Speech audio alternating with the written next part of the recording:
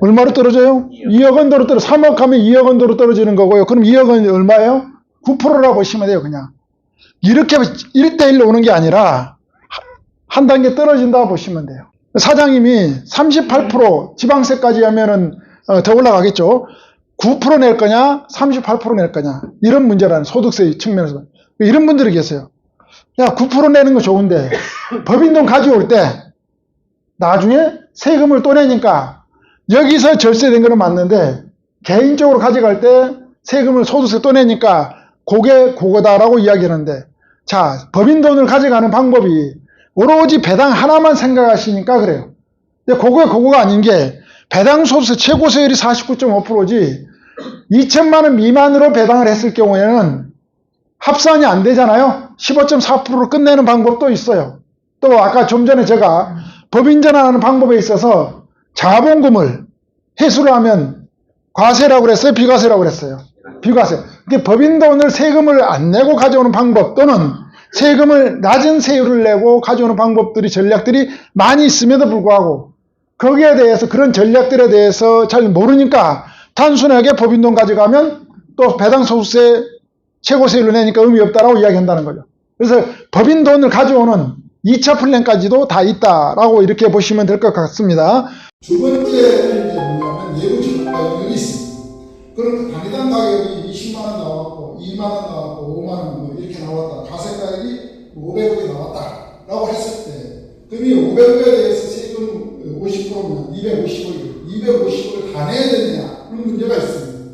250억을 다 내지 않고 250억 중에 절반만 낼 수 있는 방법은 없는가? 250억 중에 안 낼 수는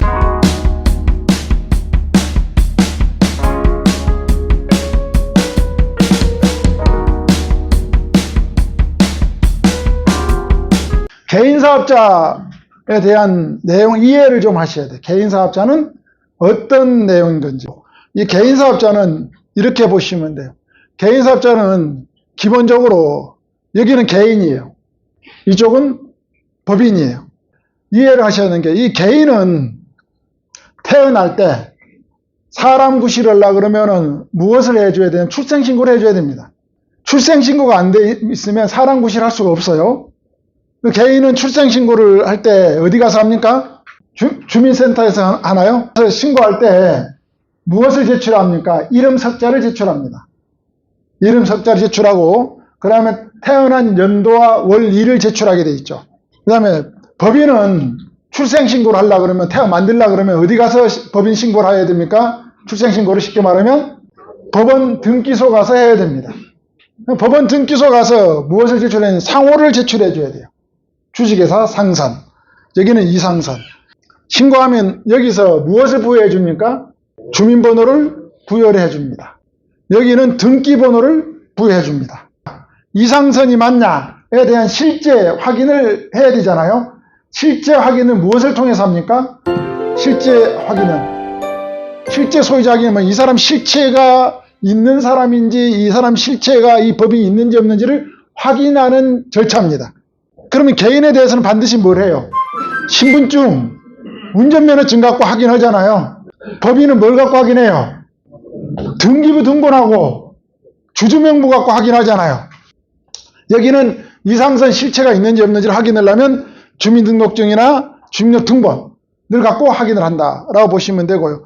법인은 뭘로 확인한다고요? 등기부 등본과 주주명부로 확인을 한다. 여기까지는 가면 무생물이 활동을 못해요. 그런데 무생물에다 생명력을 불어넣어주는 결정적인 역할은 뭐냐면 주주들이 생명력을 불어넣어 주는 거예요. 그래, 무생물에다가 생물과 같은 활동을 할 수 있게끔 불어넣은 주주다. 그래서 주주 구성이 중요하다라고 이렇게 보시면 될 거예요. 자, 이게 이제 개인과 법인의 차이점이에요. 여기서 이제 비즈니스를 하고 싶어 하네. 사업을 하고 싶어요.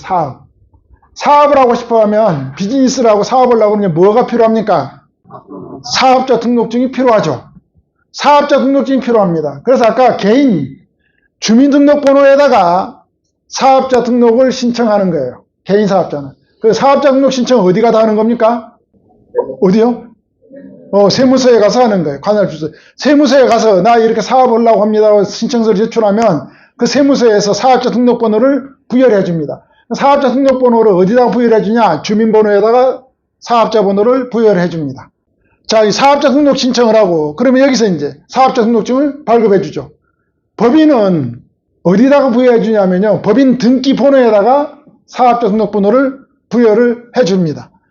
사업자를 개인이 여러 개 할 수도 있죠. 아까 뭐 헬스장 같은 거 10개도 하고 20개, 100개도 한다고 그랬잖아요. 개인 사업자는 전부 다 사업자 등록은 다 다르겠죠. 사업장 주소지마다 있으니까. 그러면 다 다른데 사업자 등록번호는 여러 개죠. 근데 다 어디다가 부과한 거예요? 주민번호에다 부과한 거예요. 자, 이게 무슨 설명을 드리려고 그러냐면, 제가 강남에서 사업을 해서 개인사업자 사회에서 사업소득이 10억이 나와요. 그 다음에 종로에서 사업을 해서 사업소득이 5억이 나와요. 부산에서 더하기 잘하세요. 부산에서 사업을 해서 사업소득이 적자 5억이 나왔어요. 그럼 나는 전체 소득이 얼마예요? 예. 어떻게 해서 10억이죠? 강남에 10억 플러스, 종로에 5억 플러스 15억에다가 부산에서 마이너스 빼니까 10억이 내 사업소득이에요. 뭐 사업장 단위별로 소득세를 과세하는 게 아니라 누구한테 과세한다는 의미예요? 개인 주민번호에다가 과세한다는 의미입니다. 그래서 사장님들이 이런 말씀들 하세요. 규모가 커지고 그러니까 매출액 줄이고 이익을 한 3억 미만으로 2억 미만 줄이기 위해서 여러 사업장 운영에 이렇게 하시는 분도 있어요. 사장님 말씀이 맞는 말이에요? 틀린 말이에요? 완전히 틀렸다는 말씀이죠. 왜? 주민번호를 가지고 합산을 해버리니까 아무리 10개, 3개, 4개, 5개 쪼개놔도 개인사업자를 결국은 과세는 하나로 된다는 겁니다. 근데 쪼개놓는 게 의미가 없어요. 사업장 관리만 여러 개 하는 거지. 그리고 법인은 본점 소재지에 있는 등기에 대해서 다 지점이 있더라도 다 과세를 한다라고 이걸 이렇게 하는 이유는 국세청에서 이렇게 주민번호에다가 사업자 번호를 부여하고 등기번호에다 사업자를 번호하는 이유는 왜 그럴까요? 세금. 예, 텍스 때문에 그래. 세금 잘 거두려고. 그래서 개인사업자 운영하다가 체납이 돼 있으면 끝나는 건가요? 아니라 끝까지 주민번호가 살아있는 한 끝까지 쫓아다닌다는 거예요. 끝까지. 근데 법인사업자를 운영하다가 체납이 되거나 문제가 생겼어요. 그럼 어떻게 될까요? 등기번호로 계속 가는 거니까 개인까지 연대해서 오는 경우는 국세 체납 외에는 없다라고 보시면 돼요. 근데 여기 은행에 대출을 받았어요. 은행에 대출을 받은 부채가 있었어요. 사업을 잘못해서 부채를 못 갚았어요. 그럼 어떻게 되는 거죠? 주민번호가 있으니까 끝까지 부채를 상환해줘야 될 의무가 있는 거죠.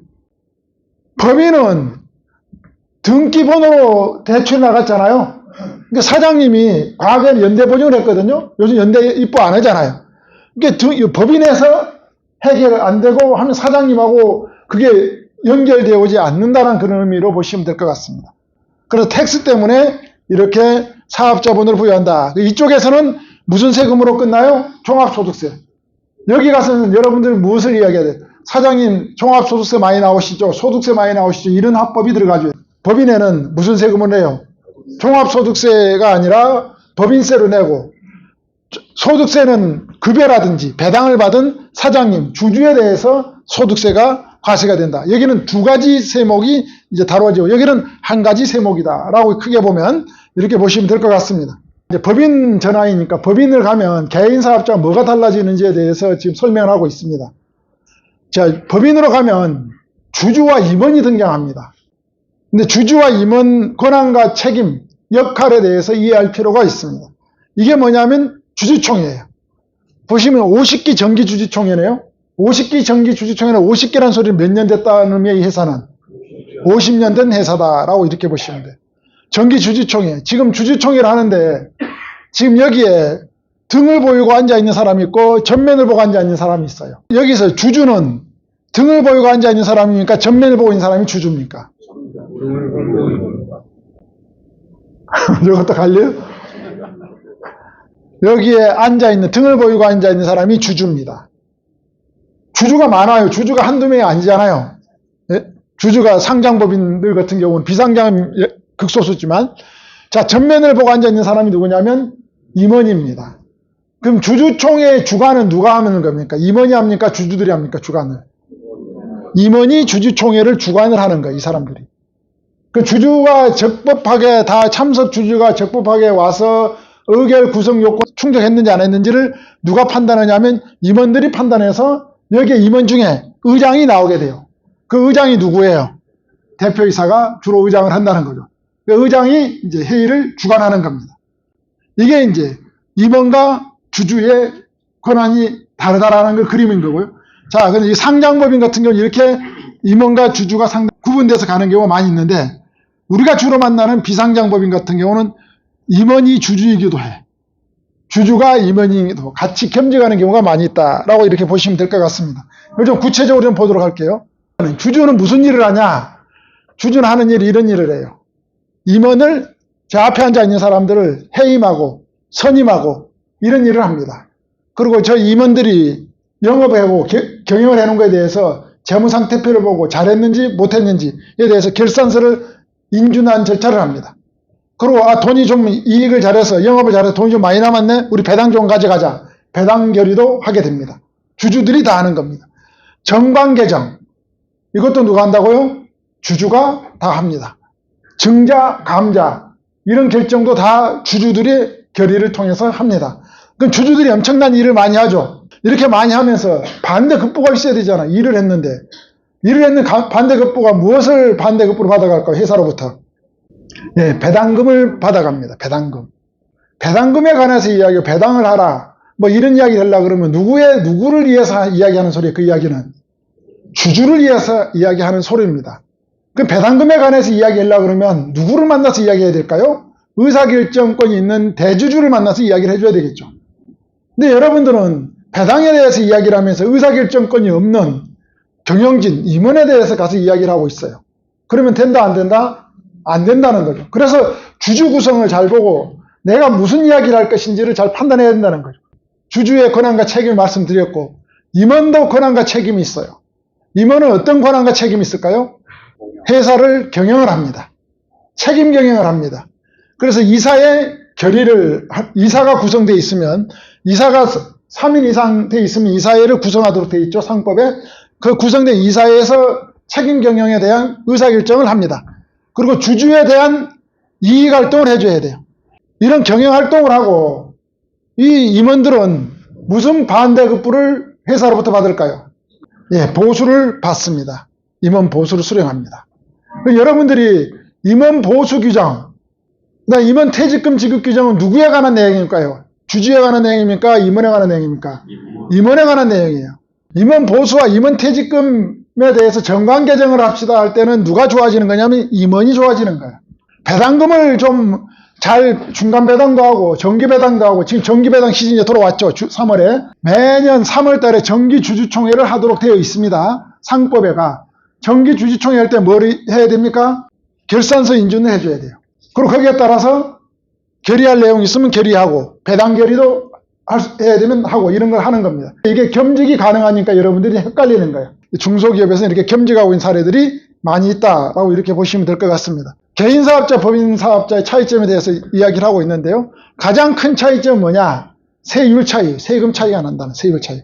세율 차이가 나는데요.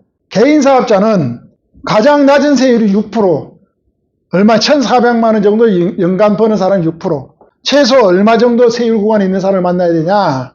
38% 정도의 구간에 있는 사람을 만나야 돼요. 38%의 구간에 있는 사람이 세금에 대해서 고민을 하고 건강보험료에 대해서 고민을 하는 사람들이다 보시면 돼요.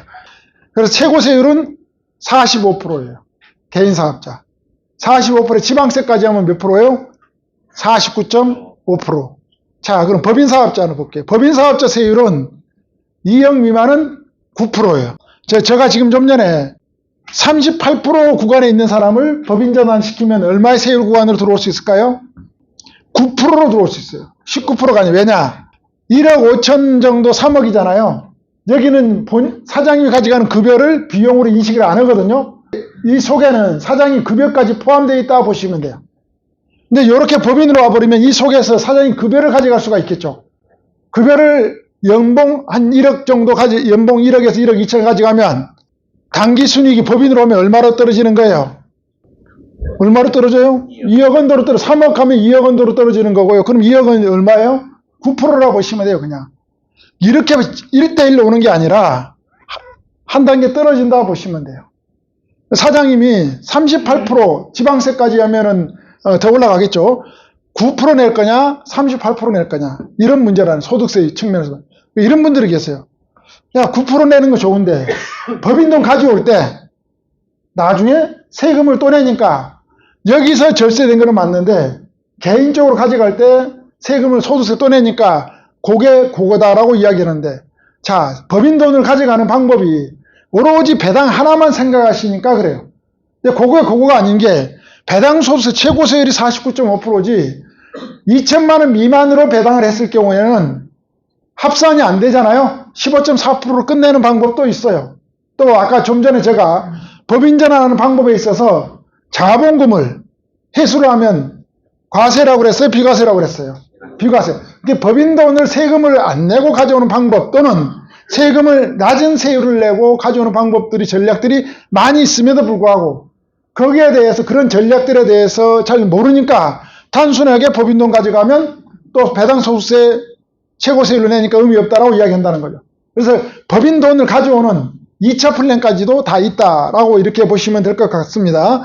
그래서 2억 초과 200억은 19%, 세율 차이가 많이 나죠. 단순 비교를 해도. 그리고 개인 사업자 같은 경우 다른 소득이 있으면 합산이 돼요. 예금해놨다라든지 뭐 이런 소득까지 합산하면 사업소득은 38.5% 구간인데 다른 소득이 있어서 합산해버리면 41, 44 올라가는 분들이 꽤 많습니다. 최고세율 지방세까지 49.5%까지.